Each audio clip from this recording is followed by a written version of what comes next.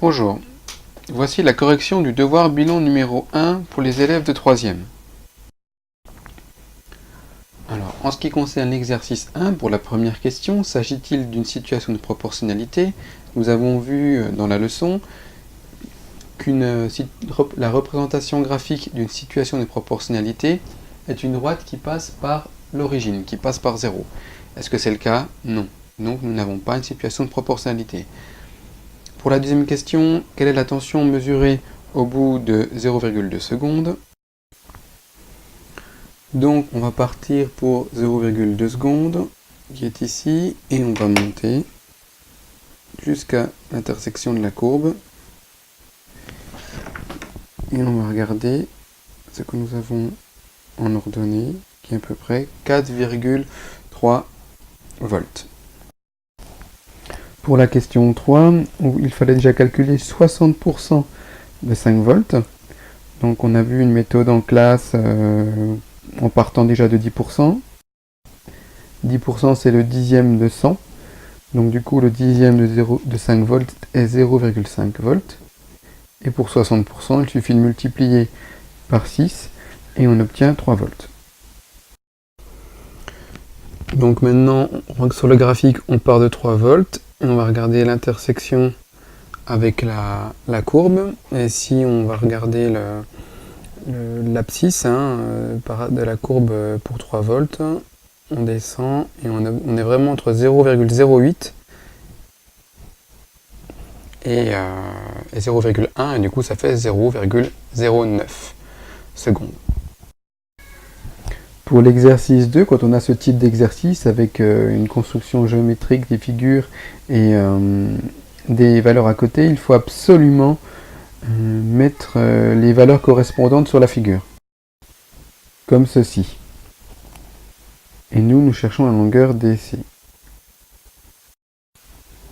Donc on peut utiliser le théorème de Thalès. Les droites AE et BD sont parallèles.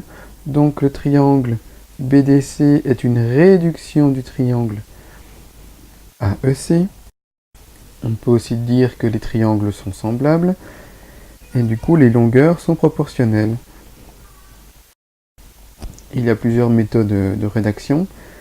On peut trouver le coefficient d'agrandissement. Comment je passe de 1,1 à 1,5. Je peux aussi utiliser un tableau de proportionnalité, comme ceci, où on met les longueurs du petit triangle BD et on les compare à la longueur AE, DC à la longueur EC et BC à la longueur AC. Ensuite, je remplace par les valeurs que j'ai dans mon tableau. BD est égal à 1,1, AE est égal à 1,5, DC est la valeur qu'on cherche, et EC fait 6 mètres. Comme c'est un tableau de proportionnalité, je peux utiliser le produit en croix, donc 6 fois 1,1 divisé par 1,5, et j'obtiens 4,4 mètres. Je peux en déduire facilement la question numéro 2 où ED fait 1,6 parce que la somme fait 6. Donc 4,4 plus 1,6 ça fait 6. Et pour la question 3, donc on met la fillette à 1 qui fait 1,10 m comme la longueur BD et elle passe à 1,40 m. Donc on remarque en fait si on trace le trait en fait, de la hauteur de la fillette qui fait 1,10 m, et bien effectivement elle sera dans la zone grisée. Et on ne la verra pas parce qu'à 1,40 m, on est à peu près ici. Voilà. Donc pour conclure, cet exercice était un exercice typique du brevet. Donc bien penser à mettre les données sur la figure qui permettent de mieux comprendre et de trouver la situation de Thalès plus facilement.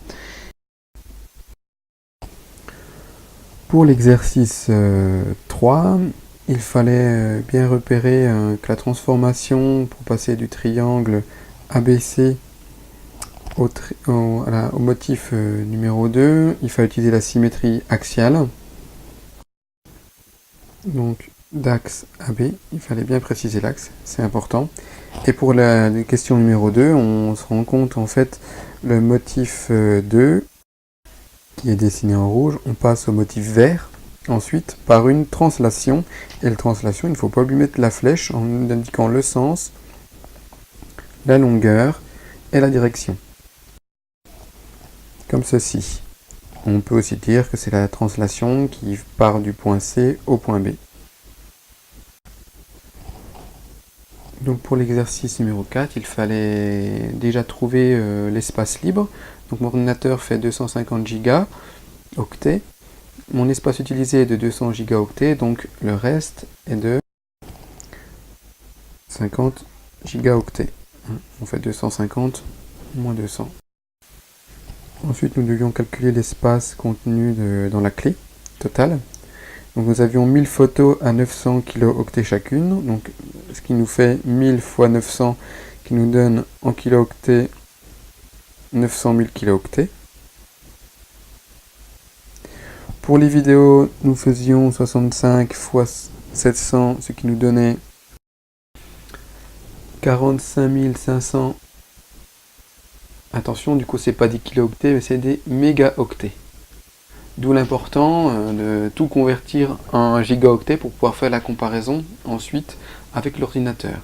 Donc 900 000 kilooctets, ça nous donne 0,9 gigaoctets. Et le 45 500 mégaoctets nous donne 45,5 gigaoctets. Donc on additionne ensuite les deux, on obtient 46,4 gigaoctets et c'est bien assez pour arriver aux 50 gigaoctets. Donc on peut faire le transfert de la totalité du contenu de la clé USB. Donc pour conclure cet exercice, il y avait beaucoup de raisonnements, des conversions à effectuer. Et la vraiment difficulté que j'ai trouvée dans ce devoir, c'est justement les problèmes de conversion. Donc ça sera des points à retravailler. Alors pour l'exercice 5, il y avait beaucoup d'informations à repérer. Alors on peut prendre un surligneur, on regarde, il y a 7 étagères, on surligne. La longueur des étagères sont importantes, donc 3 cm de hauteur et 30 cm de long. Ensuite, on remarque que les profilés, on a une copie d'écran. Hein, ça n'a pas toujours été vu par les élèves. Donc, du coup, la photo qu'on voit, ce n'est pas l'étagère, mais c'est le profilé. Hein, c'est écrit ici, profil aluminium. On a les longueurs qui sont aussi écrites ici, en millimètres. Et donc, pour répondre à l'exercice, il fallait voir une vue du dessus de l'étagère. On a dit que c'était des faces rectangulaires, donc du coup, mon triangle, il est rectangle. Mes longueurs de chaque côté du triangle sont 30 cm. Et on cherche l'hypoténuse du triangle. Donc on utilise le théorème de Pythagore et on trouverait environ 42 cm.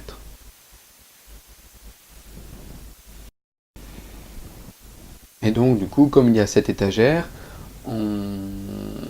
et le profil faisait 1 mètre de long, on le voit ici, hein, on met le millimètre. Du coup, par profil, on pouvait mettre 2 étagères. Hein, 42 fois 2, ça fait 84, et je ne peux pas aller plus loin que pour 1 mètre. Donc, il nous fallait 4 profilés pour les 7 étagères. Pour conclure, cet exercice n'a pas été très bien réussi, dû à la complexité de toutes les informations présentes. Donc apprenez bien à faire le tri, à prioriser chaque étape, voilà, afin de résoudre l'exercice dans de bonnes conditions. C'est important aussi de représenter la face de l'étagère. Attention au codage, donc je ne l'ai pas toujours vu.